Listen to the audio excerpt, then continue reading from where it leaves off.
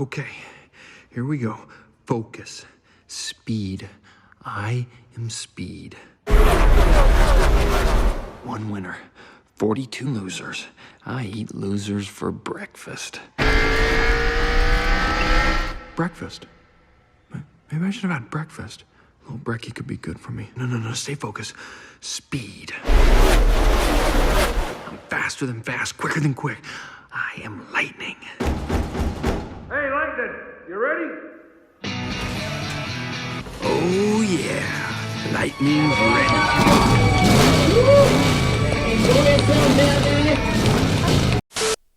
Hi, my name is Matt, and I ran a pretty fast 5K, which I want to tell you guys about. So if you don't know who I am or haven't watched one of my videos before, as I said, my name is Matt, and I'm from Queensland, Australia, and I usually run the distances from 800 to the 10K.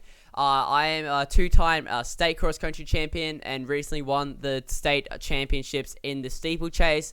I'm currently training for the Nationals in 2021, end of April, which I am running the 3,000 meters and the 2,000 meter steeplechase. So, I hope you guys enjoy listening to me chat shit about this race for a little while. I haven't actually got any videos just because it would have been really hard to get clips and stuff.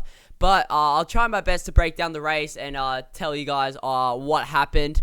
So the lead up for this race was fantastic. I've had some great training leading into this race, as you can tell by my sexy Strava graphs on screen right now. So I decided to chuck back on the Mango Next Percents to give the 2021 Great South Run a crack. This race is very, very quick, with many people running PBs in previous editions. And this year attracted some great runners such as Tim Vincent, who is a 14 low 5K runner, KP, who's a 14.09 5K runner, Louis McAfee, who's a sub 14 5K runner, and Liam Buden, who is a 14 low 5K runner. A bit of a trend going there. So this also acted as the Queensland Half Marathon Championships for the guys and girls doing the half marathon. All races started at the same time though, which was awesome as it meant we were going to have a huge front pack for at least the first 5K.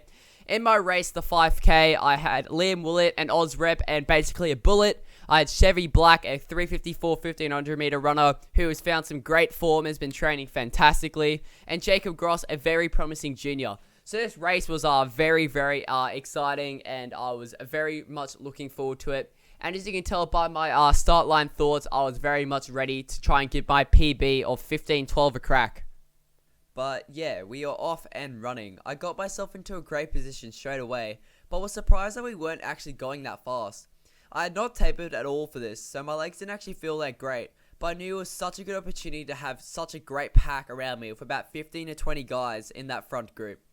The course started by running up a very slight uphill into a very slight headwind, so after the cameras are put away, I decided to sit myself beside Tim Vincent and Liam Buden.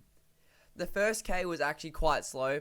We went through in about 3:06, and this pace continued until the turnaround, which was positioned about the 1 mile mark, which we went through in about 4:55.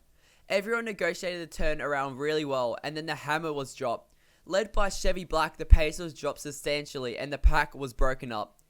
I was focusing on not thinking at all during the race and just doing it. I feel like often in races I overthink things, so I didn't hesitate to continue with the front group and I went with the move. We went through 2K in about 6:08 at 3:02 kilometer. From there we continued in the same way. The pace at this point felt quite hard, but I knew I was almost at 3K. A good rule of thumb is that you must get to 3K feeling comfortable enough, so you can either kick down or maintain. If you get to 3K feeling rough, then your last 2K are going to be very rough. We still had an awesome grid up front with most of the 5K contingent and also Tim Vincent and Liam Buden. And I was only gaining confidence as I saw 9:09 at 3K, which would mean we'd kick down again to run a 3:01 kilometer. However, we were not done surging yet. Liam Willett, who had sat back the whole race, started to make his move as we passed the start-finish line as we head out again, this time for 900 meters before we returned. We reached the 2 mile mark through the start-finish line area in 9:47. A 4:52 second mile. As we rolled to the turnaround point, I was sitting at the back of the group with Tim Vincent and Liam Buden as we hit 4K in 12:09, which had meant we'd run a 3-minute kilometer. I knew I was on for a PB if I could close really hard.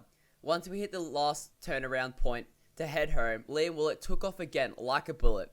I tried to reply, but the lactic was really setting in now. Chevy and Jacob took chase as I tried to hold it together. Luckily, I had Tim Vince and Liam Booten, who were running the 10k, to give me someone to work with to claw myself to the finish line. I wasn't really catching anyone, but I wasn't actually losing much ground in that last 500 meters. I'd got it together enough as lactic engulfed my body as I crossed the line in 15:06 unofficially, or 15:15 officially, take your pick, to finish 4th.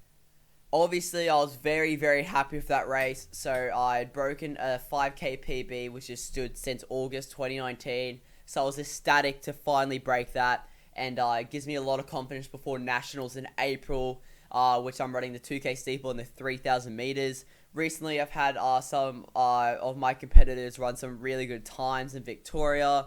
You know, I'm talking like sub 8:33 Ks, you know, sub 350, 1500 meters. So that's obviously awesome, and it's going to be a very, very interesting race at Nationals. Hopefully I can get towed along to a really good time and a few personal bests down there before the cross-country season.